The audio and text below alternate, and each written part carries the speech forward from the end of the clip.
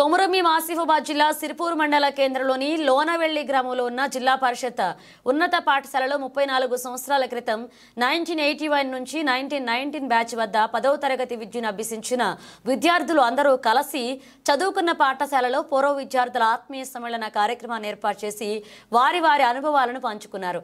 పూర్వ విద్యార్థులు మాజీ ఎంపీటీసీ రవీందర్, శ్రీనివాస్ గౌడ్, రామ్దాస్, మయూర్, గీతా, శ్రీదేవి, లలిత, అర్చన, మాధురి, సరస్వతి, కాశీనా, భాస్కర్, రాజా, రమేష్, సంతోష్, భూషణ్, గోపాల్, శ్రీనివాసాలతో కలిసి గురువులైన ప్రధానోపాధ్యాయులు శంకర్ నారాయణ, కొండయ్య, రాజేశ్వర్, మనోహర్, సత్యనారాయణ, అనవరిద్ అనే గురువులకు శాల్వతో ఘనంగా సన్మానం చేసి సత్కరించారు.